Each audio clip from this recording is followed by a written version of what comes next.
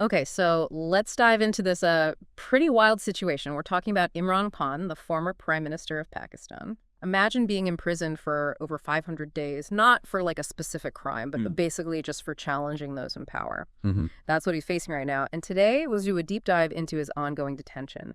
We're going to be using his own words and also reports from organizations like the UN and Amnesty International. We'll try to get a sense of what's happening, why it's happening, and also why this should matter to you.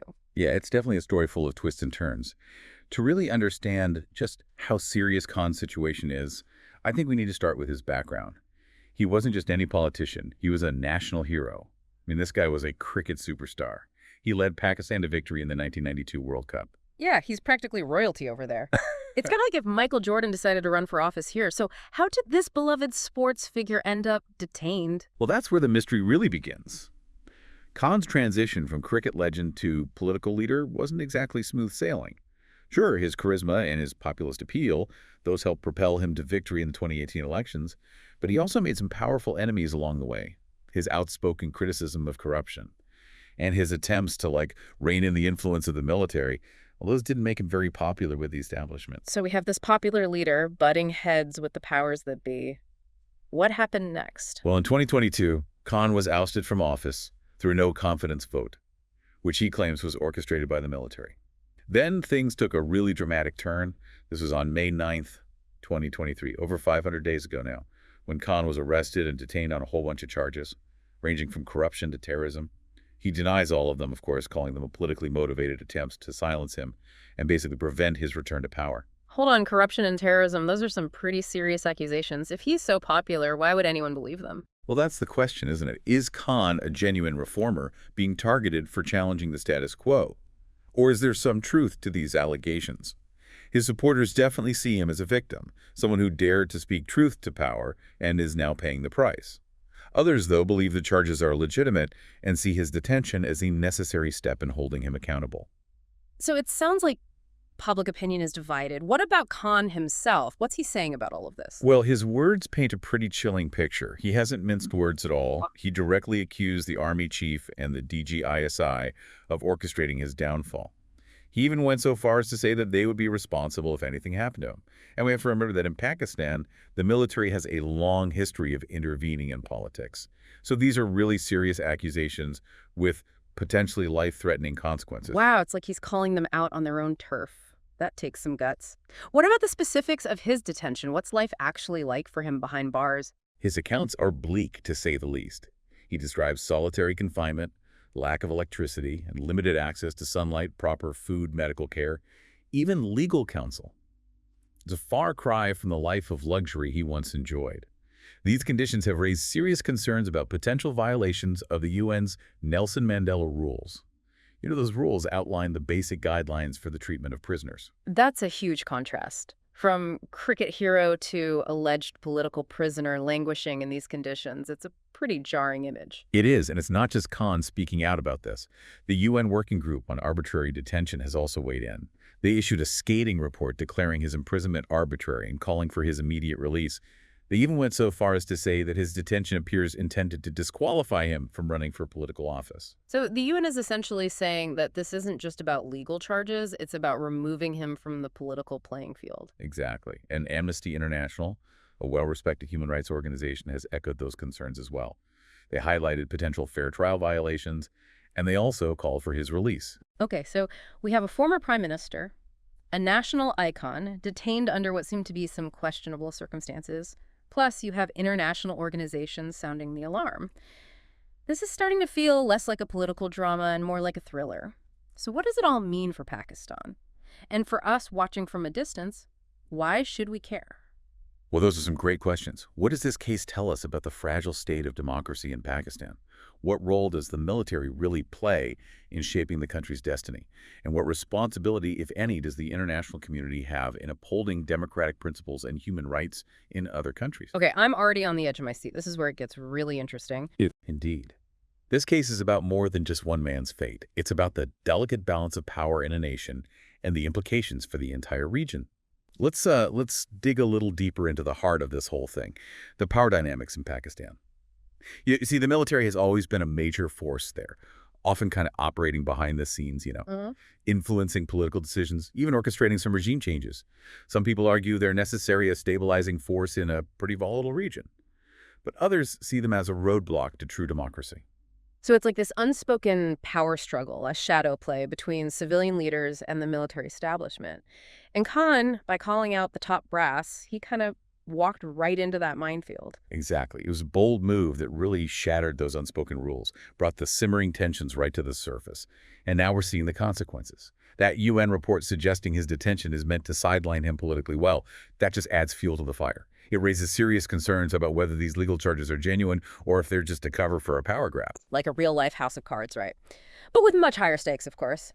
If a popular leader like Khan can be silenced so easily, what does that say about democracy in Pakistan?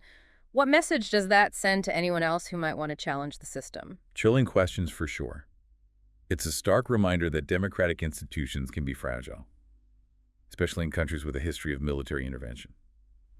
And there's that concern about a chilling effect on freedom of speech. I mean, if people are afraid of ending up like Khan, will they still speak out against injustice or corruption? It's a litmus test almost. For Pakistan's commitment to democratic values, the world is watching. And I think the international community's response could play a big role in how this all plays out. Absolutely. The condemnations from the UN and Amnesty International, those put a lot of pressure on Pakistan. This isn't just some internal matter anymore. It's attracting attention from the entire world. This could have huge diplomatic and economic repercussions for Pakistan. It might force them to address these concerns and make sure there's a fair and transparent legal process for Khan. So this isn't just about Khan's fate. It's about Pakistan's reputation on the world stage, its relationship with other countries, its standing as a democracy. But what about the people of Pakistan? How are they reacting to all of this? Well, public opinion is really divided. It Mhm. reflects that polarization we were talking about earlier. Khan still have a lot of support, particularly among young people and those who saw him as a sign of hope, a break from the usual political elite. They see his detention as an attack on democracy, and they're demanding his release. I bet the streets are filled with protest people demanding justice for their hero. You're right, there have been large-scale demonstrations, Hmm. Khan supporters clashing with police demanding his release. They see him as a symbol of resistance against corruption and the military's overreach.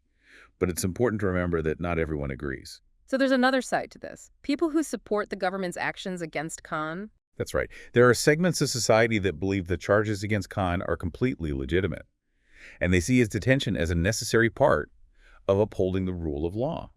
They point to Khan's populist rhetoric, his unpredictable behavior at times, and that strained relationship with the military as evidence that he was a destabilizing force.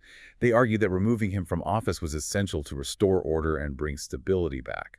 So it's a really divided situation. Strong opinions on both sides. It's easy to get caught up in the politics of it all. But at the end of the day, this is about a man who's been detained for over 500 days. And there are real concerns about his well-being and the fairness of his treatment. You're absolutely right. We can't lose sight of the human element here. Regardless of where you stand politically, the fundamental rights of every individual should be respected. The legal process has to be fair and transparent. And like we said, the world is watching to see what happens. This whole thing is like a microcosm of those bigger global trends we see. The rise of populism, the declining trust in institutions, the military flexing its muscles in different parts of the world. You're spot on. What's happening in Pakistan has implications far beyond its borders. It forces us to ask tough questions about democracy globally, the challenges that civilian governments face when trying to assert their authority, that delicate balance of power in a world where things are constantly changing. It's a lot to process, but I guess that's what these deep dives are for. We dig into these complicated issues, we look past the headlines, try to grasp the nuances. Exactly. And as we continue to explore this situation with Imran Khan and its wider impact, there's one more critical question we need to tackle. Okay, I'm all ears. What's the next layer of this puzzle? So we've talked about Pakistan itself, but what about the rest of the world? Where does the international community fit into all of this? What role should other countries play when a country's internal affairs raise red flags about human rights and democracy? Yeah, that's the tough question, isn't it? It's a delicate balancing act for sure. Mhm. You have the principle of national sovereignty, the idea that each country has the right to govern itself without interference from outside forces. Right? We can't just go around meddling in other countries' business. But what if we see clear violations of human rights? Do we just stand by and do nothing? Where's the line? That's the dilemma, and there's no easy answer. Some argue that the international community have a moral obligation to step in, speak out against injustice, maybe even impose sanctions or diplomatic pressure to try and force change. Others believe that getting involved like that could backfire. It could make the situation worse, or even be seen as like neocolonialism. Yeah, like they say the road to hell is paved with good intentions. We want to help, but our actions could make things worse. Exactly. And every situation is different, with its own complexities and history. In Pakistan's case, you have to factor in its strategic importance, its nuclear capabilities, the complicated relationship with its neighbors like India and Afghanistan. It adds a whole other layer to the equation. It's a high-stakes game with no easy answers. But let's bring it back to Khan. We know he's compared his situation to what happened with Mohamed Morsi, the former Egyptian president who died in detention after being overthrown by the military.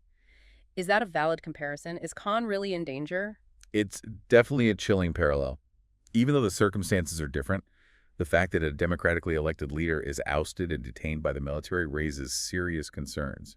And Khan's own words, his fear that he might end up like Morsi, well, those can't be ignored. It makes you wonder what's the end goal here. If they're just trying to silence Khan to keep him from challenging those in power again, what happens after that? Do they release him after the elections hoping he's been neutralized? Or does he just become a permanent political prisoner, a symbol of defiance? Those are the questions that keep me up at night. The outcome of this case will have a huge impact, not just for Khan's future, but for the entire country of Pakistan. It's a test for Pakistan's institutions, its commitment to democracy, its ability to handle the complex relationship between civilian leaders and the military. So what can we do?